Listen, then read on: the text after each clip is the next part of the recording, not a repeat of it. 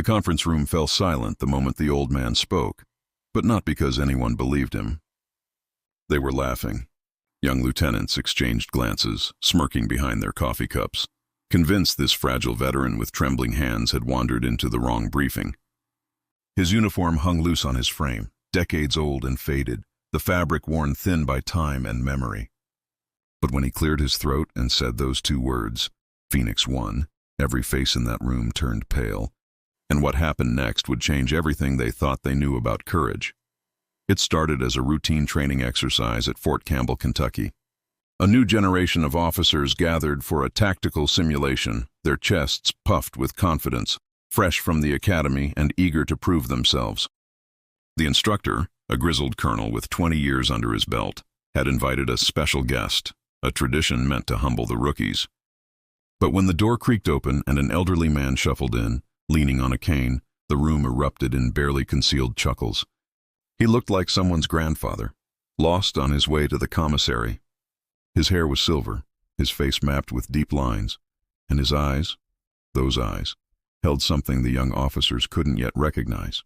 One lieutenant leaned over to his buddy and whispered, "Is this a joke?" But the colonel stood at attention, and that should have been their first clue. The old man made his way to the front of the room, each step deliberate, the tap of his cane echoing like a heartbeat. He didn't introduce himself with rank or accolades. He simply turned to face them, his voice steady but quiet, and said, "My call sign was Phoenix 1. The laughter died instantly, not because they understood, most of them didn't, but because the colonel's face had gone white as snow. He saluted so sharply it could have cut glass, and one by one, every officer in that room rose to their feet and did the same. The silence was deafening, thick with something none of them could name yet.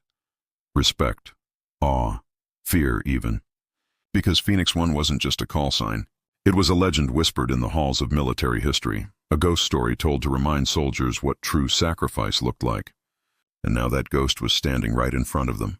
The old man let the silence stretch, let it sink into their bones before he began to speak. His voice was soft, but it filled the room like thunder. He told them about Vietnam, about the night his unit was ambushed deep in enemy territory, surrounded on all sides with no reinforcements coming. He was 23 years old then, a pilot flying a Huey helicopter, and he received the call that would define the rest of his life.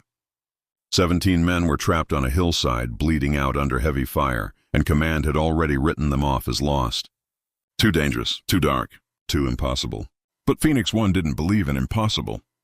He could still remember the way his co-pilot looked at him, eyes wide with terror, and said, "We'll die if we go in there." And he remembered his own response.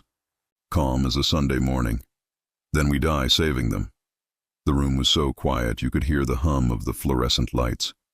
The old man described the flight in, the way tracers lit up the night sky like deadly fireflies, how the helicopter shook with every hit, metal screaming as bullets tore through the hull. His co-pilot took a round to the shoulder but kept flying. The engine was failing, alarms blaring, and every instinct told him to turn back. But below, those 17 men were screaming into their radios, begging for a miracle.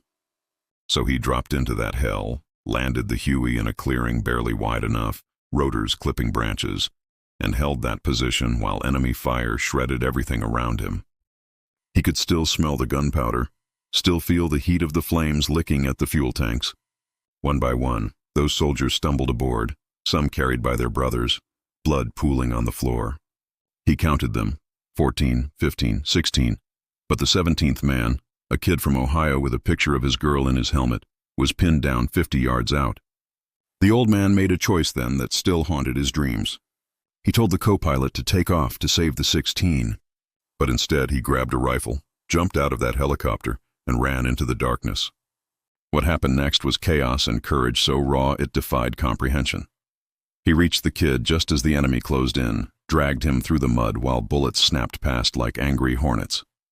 His leg took a hit, bone shattering, but he didn't stop. He couldn't.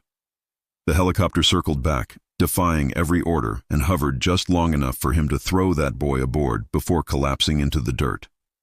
They pulled him in as the Huey lurched into the sky, trailing smoke and fire, and somehow, they made it back. All 17 soldiers survived that night, but Phoenix 1 spent the next year in a hospital, learning to walk again, and the 30 years after that, living with the nightmares.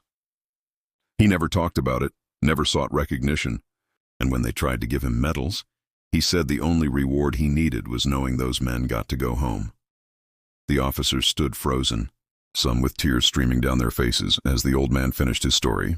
He looked at each of them, his gaze heavy with the weight of experience, and said something that would echo in their minds forever. You'll face moments when the easy choice is to turn back, to save yourself, to let someone else be the hero. But I'm here to tell you, being a soldier isn't about surviving.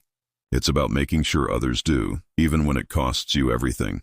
He tapped his cane once against the floor, a sound like a period at the end of a sentence, and turned to leave.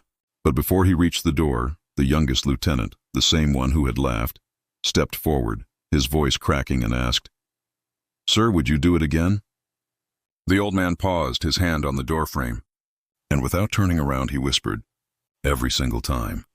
As he walked out, the room remained standing, saluting a man whose body had grown frail, but whose spirit burned brighter than any of them could imagine. That day, those officers learned that heroism isn't loud or flashy. It's quiet, steady, and often comes from the most unexpected places. And sometimes the greatest warriors are the ones who look like they can barely stand, until you realize they're still carrying the weight of everyone they saved. Phoenix One had risen from the ashes once, and his story would rise again in every life he touched that day. Because legends don't die, they just wait for the right moment to remind us what it truly means to serve.